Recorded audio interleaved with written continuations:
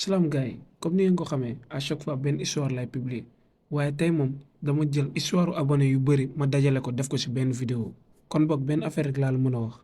bu fekkee da ngay tiit bu seetaan vidéo bi. ok léegi nag pour première histoire bi histoire bu gàtt la bu tellement gàtt sax lay wax waaye ñaari affaire moo tax ma posté histoire bi première bi mooy ku ma ko envoyé seen na ma ko depuis début chaîne bi deuxième bi mooy histoire bi am na ay jàngat yu ñu ci mën jëlee te borom loolu la ci jublu léegi nag histoire bi ku ma ko envoyé moo ngi tudd Fatou yéen Fatou yi nag gëm naa ne da ngeen sonn ci wàllum affaire boobu noonu mais bref message bi moo ngi koy yónnee ci TikTok maa ngi tudd Fatou villageoise la maa ngi jàngi ci benn école boo nga xamante ni dafa bëri élève te man dama nekk personne bu attirante loolu jar na xam ndaxte détail bu am importance la gars yi jàpp leen ko Fatou nee na moom nit koo xamante ni dafa attirante léegi nag comme ni mu ko waxee neen école bi dafa bëri ay élève mu ne benn jour ma léttu ay mees ma ñëw ci biir classe bu ma toogee rek ku ma dendal maanaam sama waa classe commencé di laal sama boobu mu naan sa létt yi dañoo rafet yow waaye man bizarrement man xaw ma ko parce que comme ni ma leen ko waxee école boobu maa ngi si soog a ñëw man tamit face à loolu xaw ma la laa war a réagir ma bàyyi ko rek muy xëcc sama karaw à chaque fois même wax ji rek lay wax sa létt yi dañoo rafet man tamit merci rek laa ko doon wax waaye lu ma gën a jaaxal même bu ma ko waxee merci moom moo ngi continuer di ray sama bopp rek di xëcc karaw bi man affaire yi commencé di ma gêner ci laa jógee ma ne ko daa am lu may jënd si biti maa ngi ñëw mu ne ma ok maa ngi lay xaar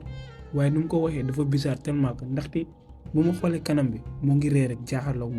man na comprendre ma noonu laa génnee ci biti waaye bu ma taxawee rek benn xale bu jigéen séentu ma rek woo ma man nag comprendre ma ba tey ndaxte comme ni ma leen ko waxee c'est la première fois muy ñëw si école bi bu ma jegesee ku jigéen ki rek ku jigéen commencé di waxee naag di ma dee nee na yow ki nga doon waxal xam nga ko ma ne ko déedéet kooku kan la ci la ma ko jigéen di tontee noonu la kay noonu rek la mënoon demee kii xamoo ko loolu tax nga bàyyi ko mu lay jege man nag bu ma déggee loolu ma waaru ma ne ko yow loo fa bëgg wax ci la ma ne yow kii nii di loolu laal sa bopp depuis sànq ma lay xool kii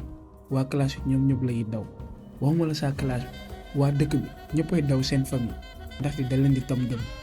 ma ne tam dëmm jàmm mu ne ankay seen ay mbokk ay dëmm yu mag lañu te seen waa kër dañuy lekk ay man nag pour wax leen dëgg ku jëngi bu ma waxee loolu ci laa ko bàyyi déglu carrément mooy konne di wax rek man nag sama xel dama jàpp ni peut-être ñoom ñaar dañoo bañante ndaxte maa ngi soog a ñëw ci école bi xam ngeen rek xaritoo entre jigéen nu muy demee man nag loolu laa ko jàppee woon dama ne sama xel peut-être ñii dañoo bañante rek loolu tax muy wax lii man tamit ma déglu ko rek ma bàyyi muy wax bu mu paree rek balaa moo dem mu avertiraat ma pour la dernière fois ci la ne xoolaatal sa bopp te nga moytu kii nii man nag pour jeexal waa ji ma ne ko ok bul wax dara loolu laay def xale bu jigéen bi mu demee rek gars yi sonné maanaam loolu mooy firnde ni wàcc nañ man nag ma dugaat ci biir pour jëlaat sama sac bu ma doon jëlee sac bi rek ci laa sentir ni am na ku may xool ma tourné rek gis mooy am na ku toog ci sës ba dernier rangée mu may fixé kooku nag nekkul kenn ku dul xale bu jigéen ko ñu tam dëmm moom may fixé di ree nag man ak lu ma jot a dégg ci moom léegi nii même bu mu ko gëmul maa ngi commencé tiit comme li ñu wax rek seytaane waxul dëgg waaye yàq na xel ci laa yëkkatee sama loxo ma ne ko ça va moom tamit mu def la même chose muy yëngal loxo bi waaye man lan moom gën a jaaxal loxo bi moo ngi koy yëngal rek moo ngi continuer rek te nu mu yëngalee loxo bi di ma nuyuwaale moo ngi signe rek comme dab ci laa jëlee sama sac ma waxantu rek génn salle bi bu ma doon dem ci yoon bi loolu rek laa doon xalaat xale bu jigéen bi bu fekkee ni lu ñu koy tam dëmb dëgg la nag ndaxte dafa bizarre de loolu rek laa doon wax sama xel bu nekkee loolu dëgg la nag bu nekkee loolu dëgg la nag ba ci yàgg rek ma ne li yëpp ay fen la loolu mënul nekk ci laa egg suñu kër ma ñëw toog añ def lépp waxtaan ak suñu waa kër ma tëdd rek ba ci yàgg rek sama bopp commencé di metti comme si daa nekk di xar sama bopp musul mettee noonu sama àdduna noonu laa nekkee ci kër gi di yuuxu yu metti sama yaay ñëw mu ne ma lal la maa ngi ne bopp bi rek jàpp sama bopp comme si dañ see dóor xeer bu rëy foofu laa toog di yuuxu ba suñu mbokk yëpp ñëw sama yaay ci la jëlee téléphone bi woo sama pap tamit ñëw débarqué fekkante ni maa ngi continué di yuuxu rek jour boobu wax dëgg fa yàlla foogoon naan ci lay des dama naroon dee léegi nag sama pap bu mu ñëwee fekkante ni moom daa jàng alxuraan ci la te sama bopp di ñaan di tufli di ñaan di tufli waaye affaire bi muy commencé di wàcc ba nànk-nànk sama pap noonu la continué ba ma nelaw waaye bu ma nelawee ba mu def ay quelques heures rek ma jugaat di yuux ndaxte ci sama rêve dama doon gis maanaam ci sama gént dama doon gis ku jigéen gi mu ñëw si man te à chaque fois nan lay wax yow mi dama lay rey su ma la reyul du ma am jàmm. suñu waa kër buñ ma laajee lan moo tax ma yuux ci laa leen expliqué lu ma dund jour boobu noonu yëpp ba daje ku jigéen gi te soxna soos noonu laa gis samay gént moo may tiital ci la ma sama papa jëlee mu yóbbu ma si benn sëriñ bu mu fa eggee sëriñ bi xool ma même affaire la wax ku jigéen ku doon laal samay mees yi kooku moo nekk di ma toog ndaxte du nit. sama papa bu mu déggee loolu mu mer loolu mu ne day dem si kër ñooñu si la ko sëriñ bi ne booy def loolu ngay faat sa doom ngay loraale sa bopp noonu la ko sëriñ bi diggalee ay affaire mu koy def à chaque fois mu may jox may naan mu may sang ba quelques weer après ma commencé tane sama papa jël ma andi ma Dakar man nag mooy si trajet bi boobu moo nekk dernière fois may génn ku jigéen kooku noonu maanaam bu ma doon jóge dëkk ba di ñëw Dakar boobu moo nekk yoon bu mujj bu may génn ku jigéen ki te bu mu ko génnee nee na ma yow da nga am chance nga toogoon fii quelques bés rek moo doon jëloon naa sa bakkan te fii nii bu fi mus a tegaat sa tànk ci laa jug rek comment di yuuxu ci bi oto bi man nag depuis jour boobu noonu laa gëj a yuuxu laa tàggalikoo si affaire bi depuis bu ma génnee si dëkk bi léegi nag gars yi histoire bi jeex na selon Fatou mu ne histoire bi nii da ko wax uniquement pour sensibiliser élèves yi surtout xale yu jigéen yuy jàngee école ndaxte Fatou nen d'après lu mu dund xam na ni école danga fay daje lu nekk te lu nekk tamit dëkk na fa léegi nag gars yi comme ni ñu ko gisee première histoire bi jàll na ñu dem si deuxième histoire bi waaye balaa ñoo soog deuxième histoire bi bëggoon naa leen bu fekkee ne abonné goo leen ngeen bës bouton abonné bi ndaxte maa ngi préparé vidéo yu garaaw surtout benn vidéo boo xamante ni normalement semaine prochaine la war a génn vidéo boobu noonu nag day wax ci secte franc-maçon yu nekk Sénégal di contrôler yenn artistes yi ak yenn stars yi te vidéo boobu noonu dama leen bëgg xamal ni yamul cadre Sénégal kese ndaxte sama recherche yi dépassé na loolu dinaa wax loo xamante ni presque monde bi lay wër looloo tax ma ne ngeen abonné ngeen activer cloche notification bi pour ngeen bañ a rater vidéo bi. léegi nag ñu jublu ci deuxième histoire bi mu la ñëw neetal nii moo gën a doy waar ci histoire yi ma jot a wax yëpp ci chaîne bi ndaxte il faut ngeen comprendre histoire bi du affaire jinne du affaire dëmb du dara ci loolu yëpp tey jii di ngeen gis nit mën na def jëf ju bon ba raw seetaan. bref balaa maa commencé bëggoon naa ne ngeen comprendre que dama changé tur yëpp ndaxte de un borom bëgguloon ñu xàmmee ko te de deux am na enquête police bu nekk en cours bëggoon naa tamit ngeen comprendre beneen affaire que du ma changé benn détail ci histoire bi à part tur yi du ma changé dara kon léegi nag mën nañ ne que Daba moo ma envoyé histoire bi ok maa ngi tudd Daba maa ngi am 20 ans xale bu jigéen bu ma leen ñëw wax ni moom mu magee juróomi at maanaam 25 ans la am pour éviter wax turam dinaa ko woowee Awa léegi nag il faut ngeen comprendre que Awa sama meilleur xarit la ñoo ngi daje ci benn école de formation privée bu nekk fii nii ci Dakar depuis bu ñu gisante la première fois lañu doon ay xarit ndaxte ñun ñoo bokkoon même classe te en plus ñun ñaar ñëpp am nañu famille Côte d'Ivoire looloo tax depuis bu ñu xamante bàyyante wuñ te lu may ñëw wax ni bu leen ko jàppee ni que damay aalu wala nit ku bon la wala genre yooyu noonu waaye Awa buy nekkee xarit amul lu ma ko defaroon yàlla xam na ne problème bu mu mënti am day mel ni comme si sama bosa yëre yu may sol yooyu lay sol xaalis manqué wu ko dama ko doon jox dem na sax ba demee naa suñu kër il faut ngeen comprendre que man sama papa ak sama yaay newuñu ñoom ñaar ñëpp France lañ nekk parce que dañ fa am benn boutique fii nii man kese maa fi des ak sama benn rakk bu ndaw léegi nag comme ni ma leen ko waxee Awa comme si suñu kër la dëkk à chaque fois fa lay nekk rarement lay dellu seen kër ndaxte suy centre de formation ak fu ma nekk moo gën a jege. bref dama la wax loolu yëpp pour nga comprendre ñun ñaar nu ñuy jege ak tamit ngeen comprendre bët bu ma koy xoolee ak nu ma ko jàppee bëggoon naa ngeen xam tamit que yenn saa yi day am ay crise de panique maanaam da jéeg saa rek di tiit te dëdd moom ak waa famille am neexoowuñ ndaxte moom yaayam daa teel a gaañu loolu tax ma amoon cofeel ak yërmande ci moom. léegi nag comme que wax naa leen loolu yëpp ngeen comprendre mën laa leen ne histoire bi mooy commencé vraiment vacances 2021 jamono jooju noonu ñoo ngi doon préparer suñu deuxième semestre yi maanaam suñu deuxième combo yi te moment boobu noonu il faut ngeen comprendre que dama feebaroon te en plus dama amoon dépression te rax si dolli dama stressé woon tellement que ndaxte su ma defaloon deuxième semestre bi du ma passé année suivante te loolu xalaatuma ko woon sax mën naa ne jamono jooju noonu nekk na jamono yu gën a metti ci sama life ndaxte dama sonnoon tellement que waaye lu ma sonn mosuma ko wax Awa ndaxte comme ni ma leen ko waxee ci côté am daa amoon problème bu bëri ak famille am en plus amoon na yeneen problème tamit loolu tax bëgguma ko woon impliqué te en plus tamit bëgguma woon impliqué sama yeneen xarit il faut ngeen comprendre foofu noonu am naa yeneen xarit du moom kese lay àndal waaye comme ni ma leen ko waxee moom moo nekkoon sama meilleur xarit léegi nag mooy matinal bu ma waroon def examen bi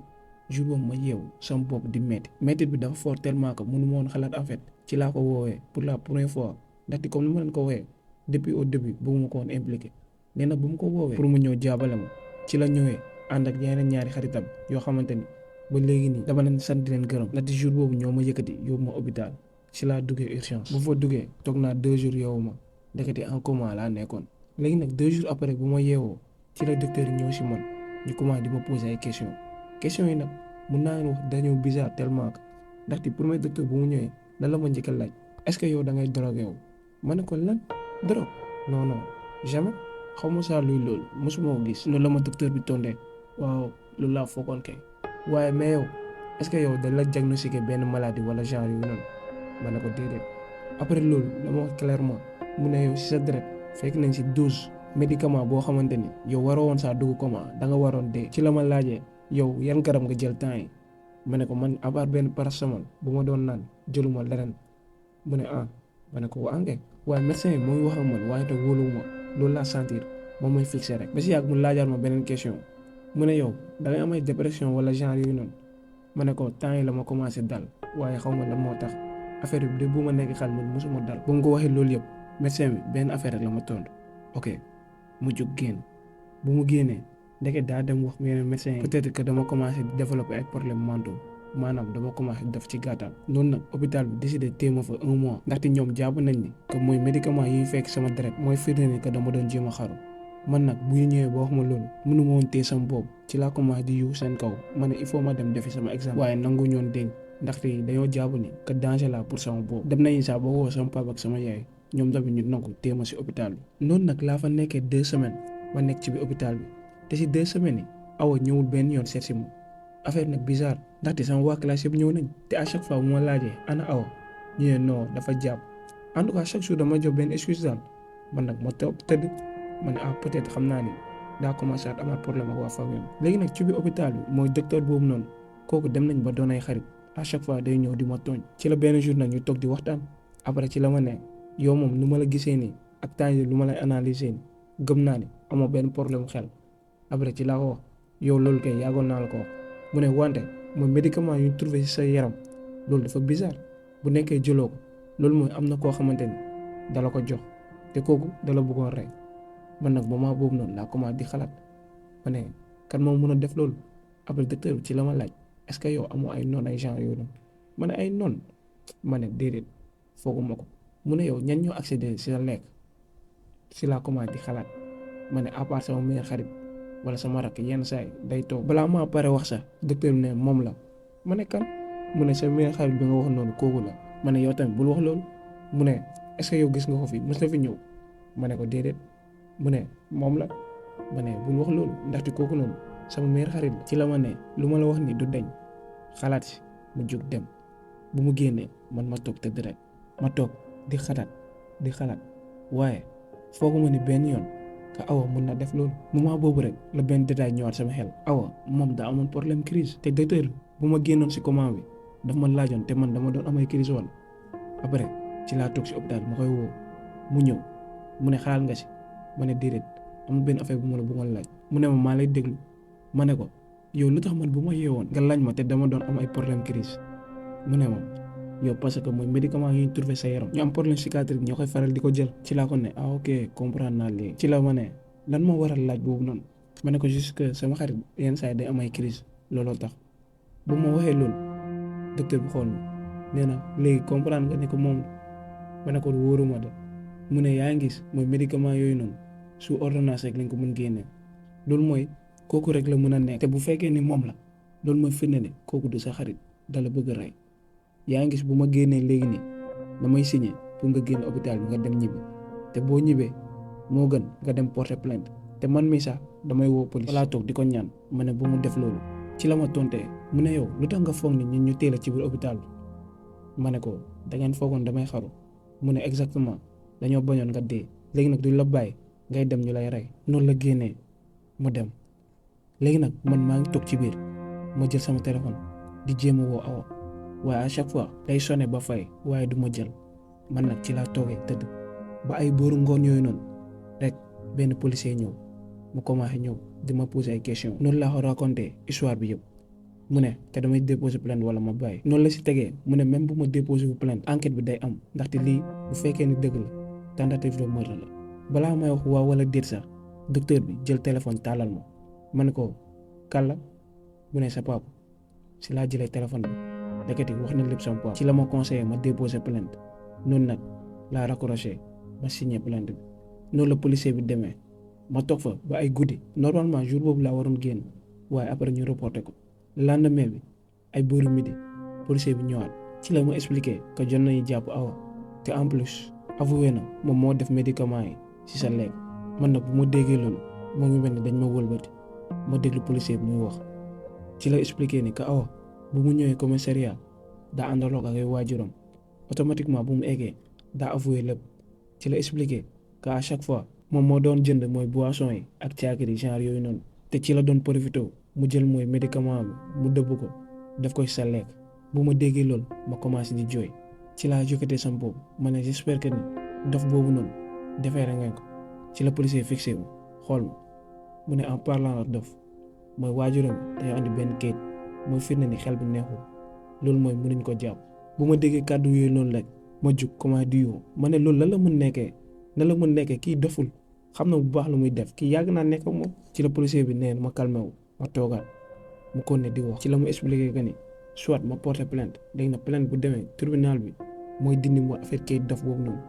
wala ma bàyyi ko noonu. médecin bi ci la ko dogee mu ne ma te loolu c'est peu probable tribunal dindi ay kayit dof genre yooyu noonu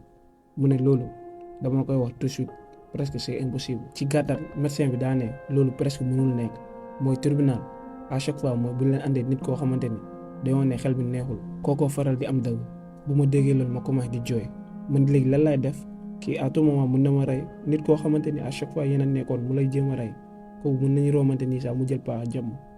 policier bi si la mu waxee bu fekkee ni côté boobu noonu nag mun nañ ko régler